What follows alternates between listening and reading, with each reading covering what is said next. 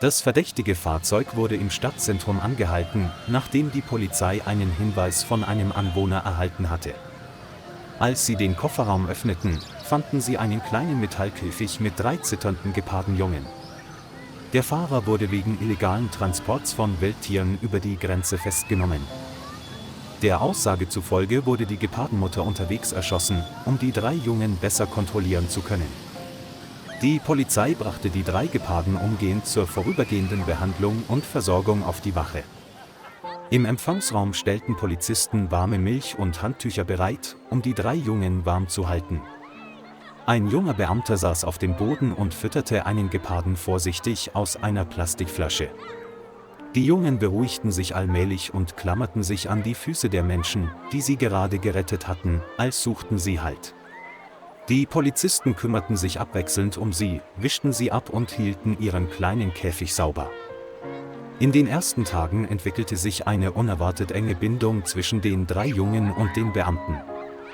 Einige Tage später kamen Mitarbeiter des Cheta Konservation Fund, um die 3 Geparden in Empfang zu nehmen und sich um sie zu kümmern. Sie wurden in einen speziellen, mit weichem Stroh ausgelegten Käfig gesetzt und auf einen LKW verladen, der sie in die Außenbezirke Namibias brachte. Ihr Ziel war ein halbwildes Gehege, wo die 3 Geparden ihre Reise der psychischen Genesung begannen. Hier wurde Ranger Edward Riedel die Hauptaufgabe übertragen, sie zu pflegen und zu trainieren. Jeden Morgen brachte Edward jedem Jungen Milch und rief jedes Tier sanft beim Namen. Er nannte sie vorübergehend Saba, Tiko und Maye, ein Symbol für Vitalität und Hoffnung. Die 3 Geparden waren zwar noch scheu, aber nicht mehr so panisch wie in den ersten Tagen. Allmählich wurden sie mutiger und begannen, aus der Ecke des Geheges herauszutreten, um zu klettern und sich leicht zu bewegen. Edward verbrachte viel Zeit damit, mit ihnen zu reden, sie zu streicheln und sie spielen zu lassen, um ihre Reflexe zu trainieren. Jeden Nachmittag saß er lesend neben dem Käfig, damit sie sich wohlfühlten. Mit der Zeit bemerkte er jedoch, dass sie aufhörten zu fressen und still wurden. Edward erkannte, dass den 3 Leoparden trotz guter Pflege immer noch mütterliche Zuneigung fehlte. Er dokumentierte ihre gesamte psychische Entwicklung in einer Akte und bat die Leitung um Anweisungen. Schnell wurde eine interne Besprechung einberufen, um die beste Lösung für diese 3 besonderen Tiere zu finden. Im Besprechungsraum stellte Edward detailliert den psychischen Zustand der 3 verwaisten Leoparden vor. Er betonte, dass der frühe Verlust ihrer Mutter sie langfristig emotional unfähig mache. Ein Biologe schlug vor, Tiere die Rolle der Mutter übernehmen zu lassen. Viele Menschen lehnten dies ab, weil sie befürchteten, dass dies den natürlichen Jagdinstinkt der Leopardenjungen stören könnte. Edward argumentierte mit seiner eigenen Erfahrung, dass rechtzeitige Liebe wichtiger sei als Instinkt. Er schlug vor, eine Hündin namens Bella, eine Labrador-Hündin, die viele Jahre im Tierheim gelebt hatte, als Ersatzmutter zu versuchen. Bella war eine sanfte Hündin, die schon bei vielen Tierrehabilitationen mitgewirkt hatte. Die Skeptiker stimmten schließlich zu, das Experiment unter strenger Aufsicht durchzuführen. Der Plan sollte mehrere Wochen dauern, und falls er scheiterte, würden sie zu anderen Optionen übergehen. Edward versprach, das gesamte Verhalten zu beobachten, ausführliche Notizen zu machen und dem Rat regelmäßig Bericht zu erstatten. Das Treffen endete mit neuer Hoffnung, dass Mutterinstinkte nicht nur auf Katzen beschränkt sein würden. Gleich am nächsten Tag begann Edward mit seinem Plan, Bella den 3 Jungen vorzustellen.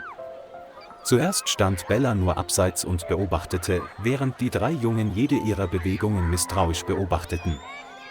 Edward unternahm keine unmittelbaren Schritte und ließ die Interaktionen auf natürliche Weise durch den niedrigen Zaun geschehen.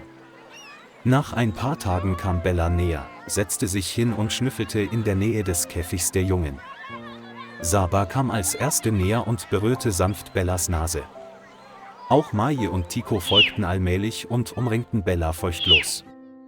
Bella legte sich hin, spreizte einladend die Beine, und die 3 Leoparden krochen ihr schnell in die Arme.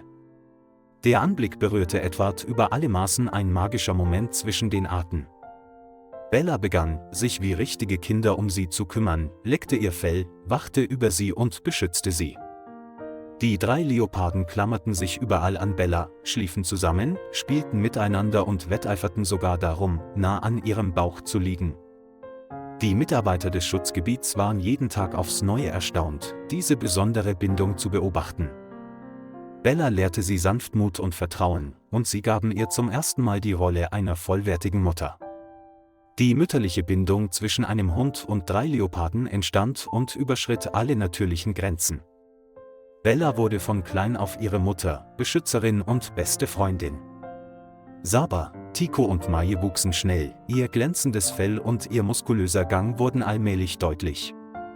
Durch die Trainingsspiele des Schutzgebiets lernten sie, wie man klettert und Beute verfolgt. Bella war immer noch da, wurde aber manchmal weggestoßen, weil sie größer und stärker waren. Sie gab ihre Rolle als Mutter jedoch nicht auf, sondern folgte ihnen stets dicht auf den Fersen und beobachtete sie aus der Ferne. Sie lernten zu fressen, sich zu verteidigen und wie echte Wildtiere miteinander zu spielen. Edward verfolgte jede Veränderung aufmerksam und freute sich über die Reife, die alle 3 über ihre Erwartungen hinausging. Die Zuneigung zu Bella war immer noch da, aber es war nicht mehr die Abhängigkeit von zuvor. Die 3 Leoparden waren bereit, die reale Welt voller Herausforderungen und Überlebenskampf zu betreten. Sie wurden stark, mutig und wussten, dass sie keine Jungen mehr waren. Edward wusste, dass es Zeit für das Schutzgebiet war, zu entscheiden, wie es mit ihnen weitergehen sollte. Nach einer Diskussion im Expertenrat wurde die Entscheidung getroffen, die 3 Leoparden wieder in die natürlichen Graslandschaften zu entlassen. Der Transporter wurde sorgfältig vorbereitet, mit einem großen Eisenkäfig, und Bella begleitete sie zum Abschied. An diesem Morgen wurden Saba, Tico, Maje und Bella zum Auswilderungsgebiet in der Otjiwarongo-Ebene gebracht. Dies war eine riesige Wildnis, wie geschaffen für den natürlichen Lebensraum der Geparden. Als der Transporter anhielt, öffnete sich die Käfigtür. Die 3 Geparden stiegen zuerst aus und drehten sich dann zu Bella um. Bella stieg aus und leckte jedem Geparden sanft übers Gesicht, als würde sie ihnen eine letzte Anweisung geben.